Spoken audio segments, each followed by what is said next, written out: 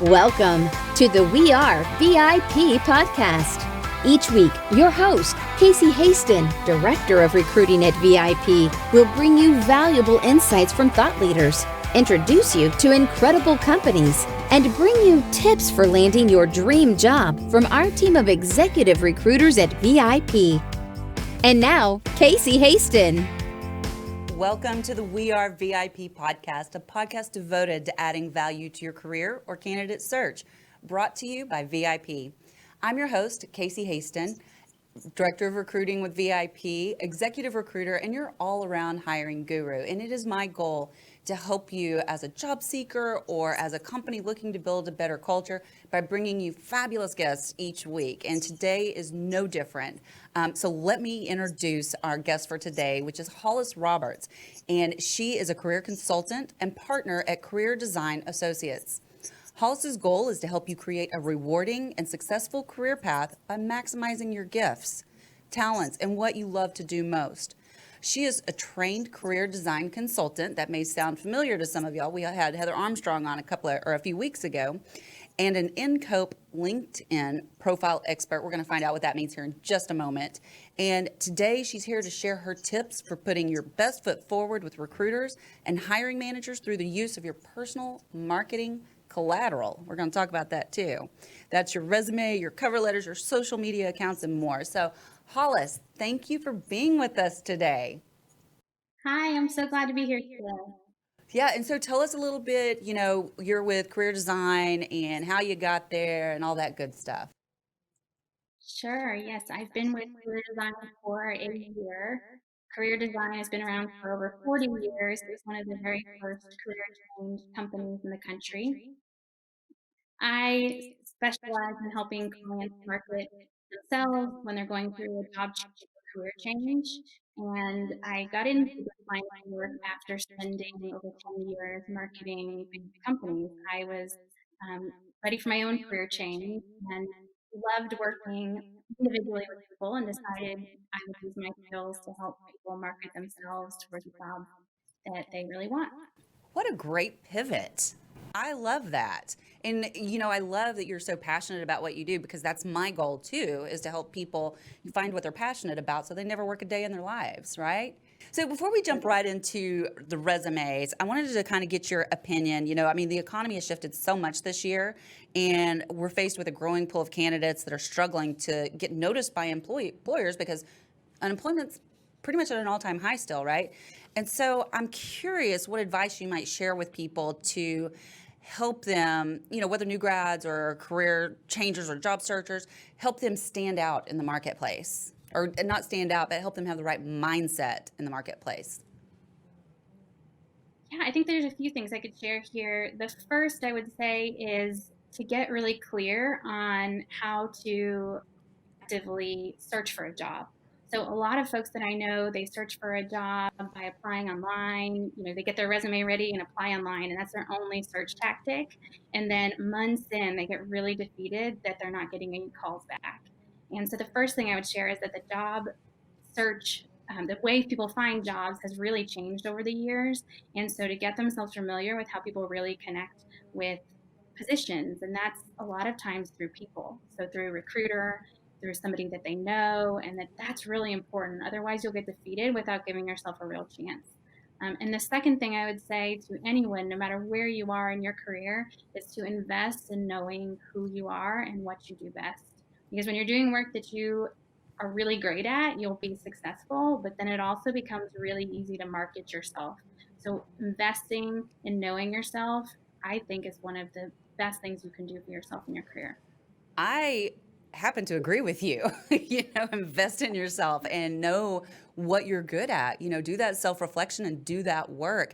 And I want to go back to something else you said earlier about getting defeated.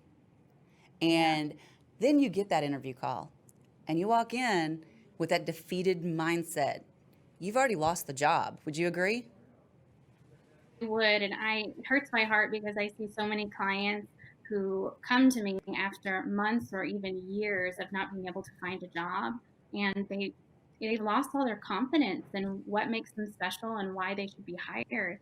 And it hurts my heart not only that they lost their confidence, but also that times it's because they're not searching in an effective way. It's not them, it's how they've been going about their Hmm. search. And so I just encourage everyone to really learn about how people get jobs these days and not to wait until you're past the point of having the confidence in yourself to start reaching out and getting support during your search. I'll tell you a secret, Hollis, that I don't think I've ever shared on the show before. So, my first career was in accounting. I did that for 20 years, and I'd worked for a company for a very long time, and it ended up closing. And I was 6 months without a job, Mm. and it was, Feel and defeated when that happened? I do what? Did you hit that point of feeling defeated when that happened as well? Absolutely. Absolutely. And I was in a different space and place in my head at that time. And I know that as I got those interviews after that, I know I came across as like, you know, mad almost because I wasn't getting a job. And, Yeah. nobody wants to bring that into their culture. It's almost self defeating. Mhm. I completely agree. I think, we don't pay a lot of attention to the energy that we're bringing and how Hmm. that impacts our ability to get a job. And when we get defeated, man, it's just really hard to go in positive and sharing great things about ourselves when the tape that's playing in our head is all negative. Yeah. Absolutely. Oh, we could go off on that little tangent too about negative scripts, but I'm gonna come back to what we're here to talk about today, which is resumes. So, you know, let's talk about those resumes for a minute. And it's often the first opportunity a job seeker has to present their skills to an employer, right? And right now, employers are getting so many resumes, right? And so a lot of them are getting weeded out by some of the mistakes that people are making. So, what are like the top three mistakes you see?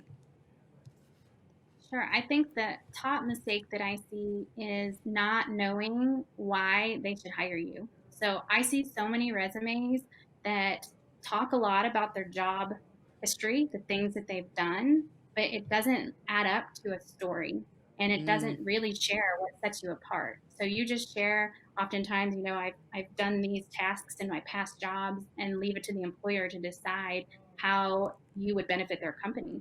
So the first tip I would give is use a profile summary. Use a summary at the very top, 3 or 4 sentences that describe why you. This isn't an objective. Don't put what you're looking for. Put mm. why they should hire you and know that clearly of what sets you apart, what you're great at, and include it there. If there's a single piece of advice I would give, it's that. I think the second thing is that your job experience that you include on a resume does not need to be a historical look back of exactly in a position. What I believe that section is really used for is to prove the point of whatever you have in your summary. So if you said that you're a results oriented leader, innovative leader, then you just need to include the experiences that show the results that you've given or created for companies and the different things that you've done to be innovative. So it's using those more strategically as opposed to creating such a literal summary of this is exactly what I did in a position. Those are the top two things I would say. And the third is so basic, and that is to spell and grammar check. It Oh, is wild how often I still see a resume that has a mistake in it. I encourage changing your resume for every position, but just find a friend or click that little spell check button before you send it off. that and formatting. Would you agree? Yes, absolutely. Save as a PDF too, so that anybody receiving it sees it the way you want them to see it. So that helps Yes. with formatting. Great advice. Great advice. Um, so, and one of the things that, and tell me what you think, because you're the expert, that I like to see as a recruiter is I want those dates of employment right justified so I can quickly scan down through the chronological order to see, number one, okay, I'm going to be honest, I'm a recruiter. I'm looking to see how long you've stayed at jobs. If you're hopping around every year, I I'm going to want to know why, what Absolutely. you're obviously not finding what makes you happy. So we need to find what makes you happy. So so Yeah, and that's I think a lot of times it's about the story. So I'm not as specific about where your dates need to be as long as they're in the exact same spot everywhere. So either write justify or, space down a line so that they're on the left-hand side, as opposed to sometimes they're all over the place on your resume. But what I do think is that you need to know your story. So if you have changed jobs 3 times in the last 4 years, that's not necessarily a knock if you can explain it and that you Yes. understand why. And that's why I think that profile summary can be genius, because if you learn something about yourself, you have the ability to use that 3 or 4 sentences to really explain who you are and get whatever message it is you're looking to get across first and or front and center. Absolutely. So I want to go back and talk about new grads because everybody's like, we want experience. And we're like, but here, somebody's got to give us a chance to get experience, right? And I know you specialize in helping these new grads and kind of writing their story. What advice can you share to help new grads create a resume that showcases their knowledge and skills, even though they don't have that experience? Yes, I love, love, love working with new grads because first, they're so moldable, right? They don't have any expectations other than to get hired. And I always tell folks to, even though you really just want a job, you want to start making money, to know what it is you want to do, because passion comes across. And so oftentimes we want to water ourselves down just to be open for any opportunity, but that doesn't actually help. So knowing what you want and why you should be hired is still really important, even when you don't have a career history yet. The second is you likely do have experience. You just are not labeling it there. So if you have not had a professional job yet, is to think through any leadership positions that you've held, any class projects where you've been the leader. If you were a bartender or worked retail, there are some great experiences that you can pull out. So it's less about what you've done and more about being able to strategically see how those experiences you've had qualify you for what you're looking for next. So get really creative, because when you can show that thought strategy, it goes a long way. And you are never done being able to create your resume. So if you really see you've never even held a job before, or every job is asking that you know Excel and you just don't know it, get those experiences. So you can take a training, or better yet, you can work with a nonprofit or shadow someone. I mean, most small businesses would love to get a free marketing campaign that you now can put on your resume, or get a free data analysis of their website. I mean, there are a lot of ways to get experiences if you're just willing to get creative. That is awesome. And of course, there's internships, right? Hopefully, you've looked at those internships, which would get you that experience that you'd want to list on your resume as well. So, and Yeah, go ahead. I was going to say, I really encourage everyone too, if they're in college still, to consider starting your job search a year before. Because when you start looking at job postings a year before, you really have an opportunity to start gaining experiences. So that's when you can take a strategic look at the gaps you might have to get that entry level position and take the leadership position on a class project or get the internship, or just gives you more room. So I always suggest starting a little earlier than you think. That's a golden nugget right there. I have not heard that strategy before, and that is fantastic. That's great advice. So for those of you who missed it, if you are about to graduate, a year before you graduate, start looking at those job postings and see what skills you need to up the game on for when you graduate. Take a very proactive approach. I love that. Love that. Along that line, Casey, I always suggest that everybody do that. Once a year, go on and look at what the skills are right now in your industry, and just make sure that you're always marketable, because you will be a happier employee at your organization if you have walkaway ability. If you are not stuck, you are choosing to be there, you will be happier in your job because you know you can always leave and go somewhere else. So I think it's just a best practice every year for everyone. That's another one. I need some mics in here to drop something to kind of punctuate these little golden nuggets. That's really good. I like that. And as you were saying that, in my head, I'm thinking, but I don't want to go anywhere, and I'm certainly not going to look on my work computer, right? But that makes a lot of sense, because I really don't want to go anywhere, but I feel like I could, but I'm not, because I love my company and they pay for the podcast. So Yeah. I know, it is so great practice. I mean, employers would love to know that you're gaining your and bettering yourself, because now it means that you're working at a place that allows you to do things that you love and grow your professional self. So you're more likely to stay too. So for everybody. Absolutely. And I just want to say that, when it comes to these new grads, and I wish so much I had had you when I graduated and before I chose before I graduated, before I chose my career path, because, I was stuck in a career I did not love for 20 years. And not that it was a waste of time.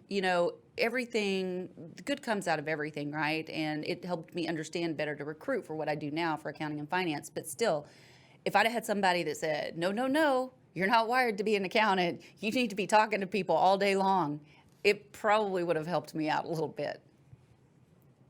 Yes, I know. I think a lot of us end up getting into jobs we think we're supposed to have and don't really take an assessment of the things that we are really great at. Instead, we look at who we think we're supposed to be to get where we think we're supposed to go. I just love working with even high schoolers and college students to start having that conversation about what are you great at and how can you continually take an inventory of the things that you're loving, because as you get new experiences you start learning skills that you're really great at or things that you're really passionate about, so you can really own your own, start continuously evolve.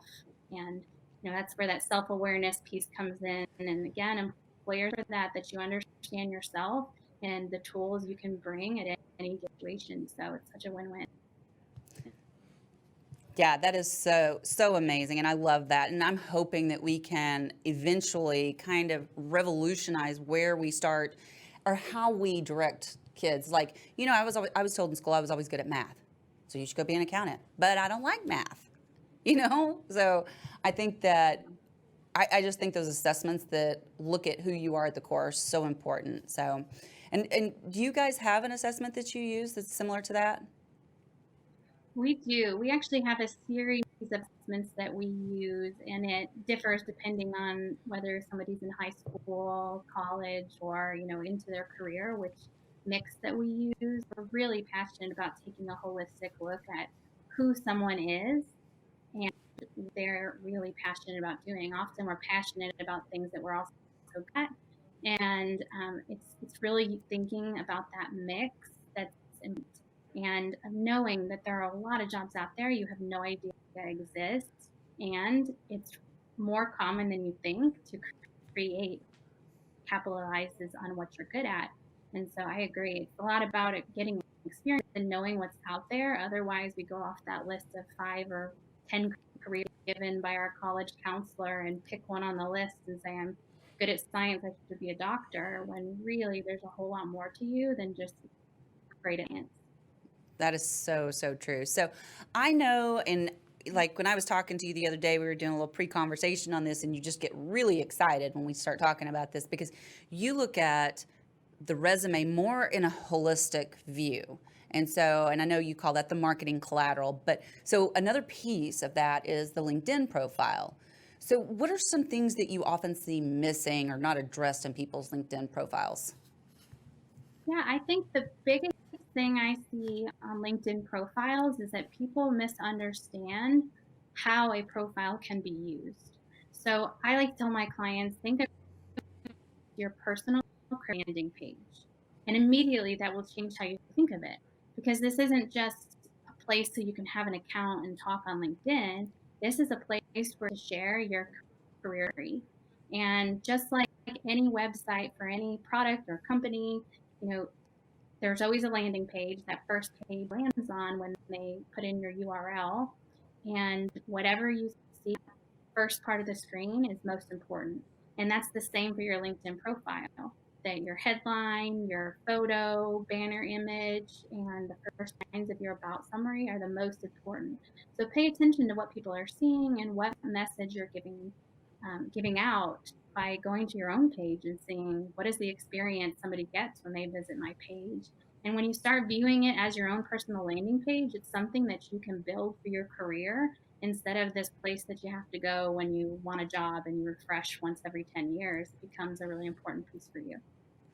Absolutely. I feel like mine is like turning into like a little monster because it's got so many different things. And I think people, maybe you need to go look at mine and check it out, because I feel like people look at it and they're like, so what does she do? She does this, but what does she do? Because I have so much on there. But, I do all those things and I like that. You really do. You're kind of a Jill of all trades, so it's really a reflection of you. Yeah, yeah. So let's talk about headshots for a minute, because your LinkedIn profile photo is the place many employers will go to put a face to a name as they read the resume, we can talk about that too, because I might have an issue with that. But what advice can you share with people regarding their headshots? Yeah, I think it's really simple.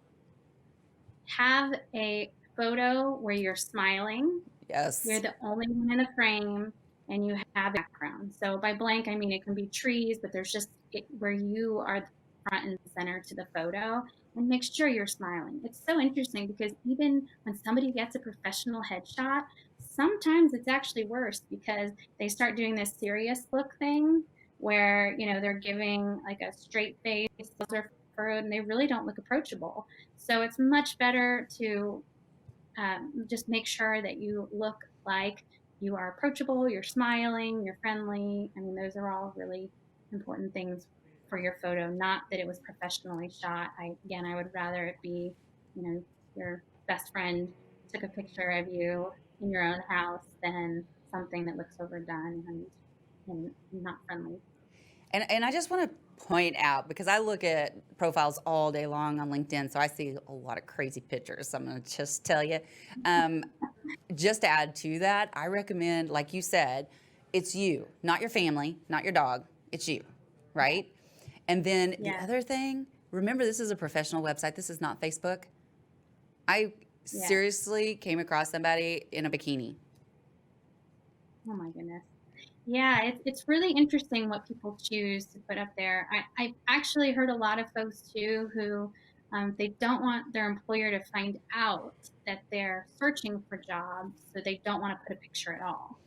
And this has so much flawed thinking to me, because first, this is a page you can have throughout your entire career, not just when you're looking for a job. Mm-hmm. And also, and you tell me if I'm wrong, but it's seen as almost a fake account and not valid if there's no picture at all. So if somebody just has one of those little gray people, that shows that they're not active on their account, or maybe it's not legit. So it's not doing any favors to not put a photo on there. I agree. And I won't go off on my tangent about pictures right now. So what about other social media profiles? What are your thoughts on that? And, how can they help or hurt a candidate in the process? So I like to think of your online presence as your online reputation. So when you put it in marketing terms, that's your online reputation. Mm-hmm. So I always recommend that everyone go and Google themselves. Put your name in. If you have a common name, put your name in your city and see what comes up. Whatever comes up on that first page is your reputation, your online reputation. So if you are a CEO, perhaps it might be news articles where you're cited, podcasts you've been on, things like that, and that's great. If you don't have as much experience, or if you're really active on some different social media platforms, it might be Facebook that's coming up. And if that's the case, click on that and see what other people are seeing. So just see what's out there about you. And also that helps you be aware, if you have a criminal history of any sort, that will pull up in there. So know what other people are seeing, and actually click through to see what the experience is like when somebody goes to one of those pages. And Facebook is probably one of the biggest areas that you can control and decide what people are seeing. Mm-hmm. You can set your page to private, and if it's not private, then be aware that that is part of your reputation. So if it's all you partying out at night, drunk pictures, understand that that's part of what an employer's seeing about who you are. So I think private is better, but if not, then just make sure it speaks to who you really are and what you want people to see about you. I think you're absolutely correct about that, about marking that stuff private, especially if you're in the middle of a job search, just because I'll tell you, I've had an offer rescinded one time because of something that somebody was posting on Twitter, and she was posting about her current job on Twitter. And I think we often don't realize too, it's not just what we post. Somebody can come on and post something on it, something we have up, And that says just as much about us of a nasty comment a friend has on our page. So setting the private is much better. I 100% agree. Um, so, what other marketing collateral do you think helps candidates stand out above the rest? Anything else? I think it's really about taking a look at what is your brand? What are you saying about who you are and what you do best, and what's the best method to showcase that? And it's different for everyone in every industry. For example, to that person who's results oriented is to pay attention to what am I saying on my resume, on my LinkedIn profile? Are there any case studies that I can pull together and put with my profile and my resume? But more importantly, what are we saying in each of those meetings? Showcasing that I'm results oriented. On LinkedIn, can I have a client give me a recommendation based on the results they saw when they worked with me? So just really thinking through what is said in each of those pieces. And I think that one of the most underappreciated pieces of your marketing collateral is your elevator speech. As I said at the beginning, a lot of people find jobs through somebody that they know. Those relationships really matter. So it's more about how you talk about yourself off the cuff and that word of mouth marketing you can gain by giving that clear message about who you are, what you do best, and what type of position you're looking for. And over time, someone's going to hear that there's a company hiring and tell them about you if you've done that word of mouth marketing correctly. So elevator pitch is a huge deal, I believe. I call it a commercial. Yeah, I love that. So, and the reason I call it a commercial as opposed to an elevator pitch is, I mean, it's short and sweet like an elevator pitch, but you want to have a hook because people have a choice whether or not to listen to you, unless you're in an elevator, right? But even then, they can still kind of tune you out. But you want a hook. All commercials, if they're good, they have a hook to keep you from changing that channel. I'm now changing what I say. This continues along that marketing commercial. I always use an example with my candidates when I'm prepping them and telling them about the commercial. Do you remember the commercial that aired at Super Bowl called Puppy Monkey Baby? No.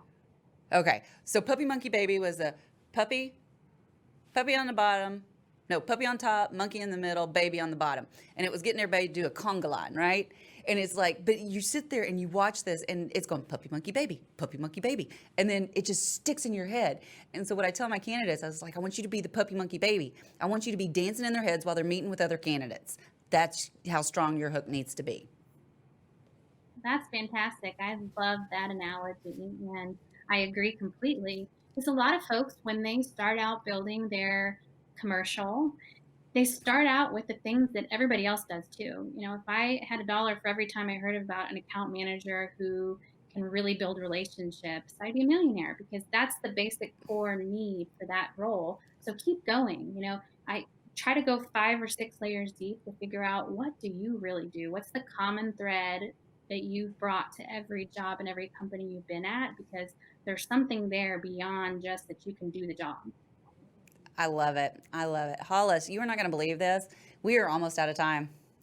I mean, this is just flown by. So forever. We'll talk again. We'll put some time on the calendar. But I definitely want to ask you our VIP questions. So are you ready? Because these are very different. All right, I'm ready. Okay. So if you were chosen to be one of the first colonists on Mars, what 3 things or people would you take with you? I am really big on my relationships, so I think I would bring Go my deeper, husband, Hollis. my Go daughter. deeper. Just kidding. I know, and I'd bring my phone because honestly, all I want to do is talk all day long. So I need people and I need a phone so when they're done hearing me that I've got somebody else to call. I love it. I love it. So what is one thing you do each day to set your day up for success, or each morning? I start my day off every morning by stretching. As I've gotten older, my body needs it, but even more than that, I feel like it's 10 minutes to set aside and start my day off for me. The rest of the day, everybody else needs me, but spending those 10 minutes on me is just very empowering and really gives me confidence. Are you familiar with Hal Elrod and the Miracle Morning? know that I'll check it out. Oh, it's awesome. It's awesome. And he just connected with me on LinkedIn. So I'm just speaking it out in the universe that he's going to be a guest on the show someday. So, but anyway, that's one of the things he talks about is savers. And it's a morning ritual that he has put together that all successful people do. And movement or exercise is for sure one of them that needs to be done. So definitely. I love that. I'll watch and listen whenever you have them on. Okay, there. I love it. It's done. Yes.